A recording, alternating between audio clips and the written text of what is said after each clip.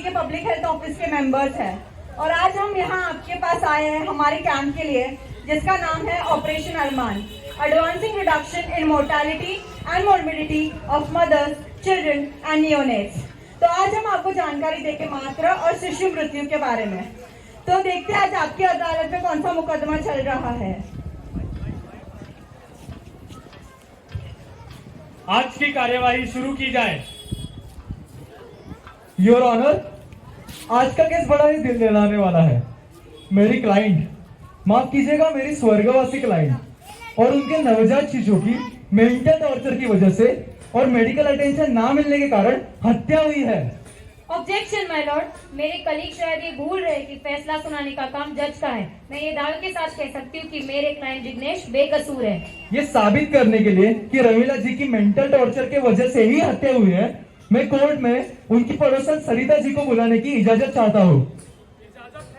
सरिता जी हाजिर हो। अहो काय सांगू तुम्हाला जज साहेब, ये लोग रमीला से घर का सारा काम करवाते थे, इतना काम करवाते थे कि उसकी मानसिक हालत भी कुछ ठीक नहीं थी। दिन भर काम कर करके थकून गेलेली बिचारी, रोती रहती थी, उदास रहती थी, नुसता पडलेला चेहरा असायचा तिचा।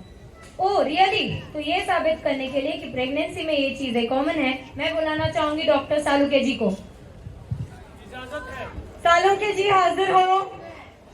जी, ये बात तो सही है कि प्रेगनेंसी के दौरान मूड स्विंग और हाई ब्लड प्रेशर होना आम बात है।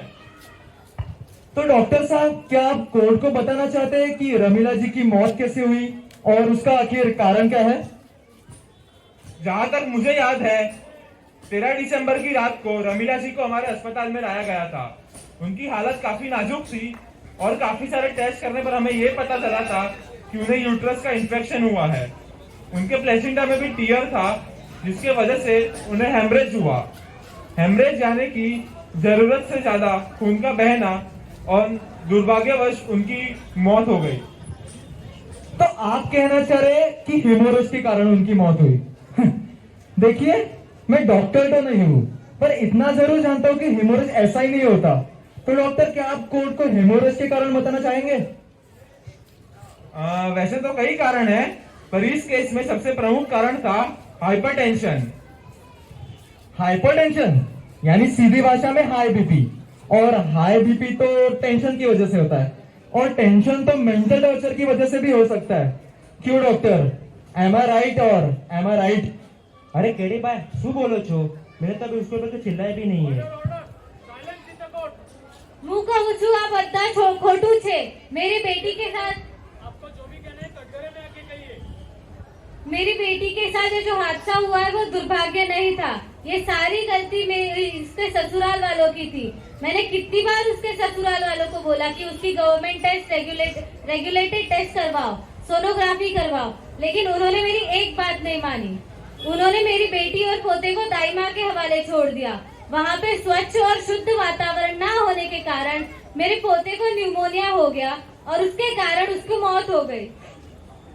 हमें हमारे दामा पे पूरा भरोसा है। गांव की सारे बच्चे की डिलीवरी उन्होंने की है। ये क्या बेबुनियाद बात कर रहे हैं आप मिस्टर केडी? हमारे देश में कई साल से दाइमा की प्रथा चलती आ रही हुई है। ये तो मेडिकल चीज हुई, तो इसमें मेरे क्लाइंट जिग्नेश की क्या गलती है? डॉक्टर साहब, क्या आपके पास इस सवाल का कोई जवाब है?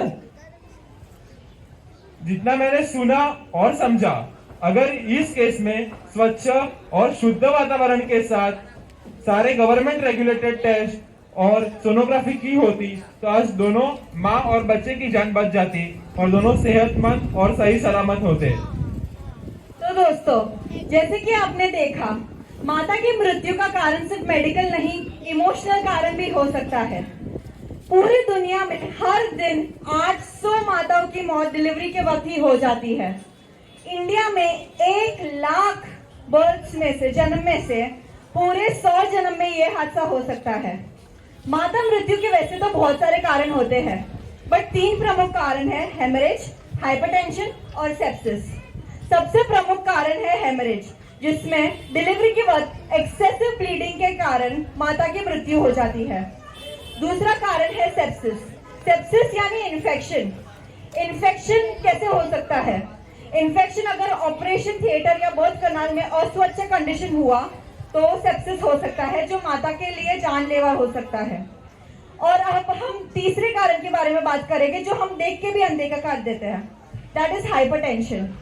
अगर प्रेगनेंसी के दौरान संतुलित आहार ना लिया, अगर स्मोकिंग या सिगरेट या अल्कोहल का सेवन किया तो माता में हाइपरटेंशन हो सकता है। इतना ही नहीं, अगर डिलीवरी के बाद बच्चे और माता का ध्यान नहीं रखा और बच्चे को अच्छे से पालन पोषण नहीं दिया तो उसमें बहुत सारे इन्फेक्शन हो सकते हैं, जैसे कि निमोनिया और डायरिया। ये सब को ध्यान में रखते हुए गवर्नमेंट ऑफ इंडिया ने माता और शिशु के लिए बहुत सारी योजनाएं निकाले हैं। उनके नाम है जननी शिशु योजना, जननी माता योजना और प्रधानमंत्री मातृ वंदना योजना अन्य। अगर आपको इसके बारे में डिटेल इन्फॉर्मेशन चाहिए तो ये सब उनकी वेबसाइट पे अवेलेबल है। Thank you.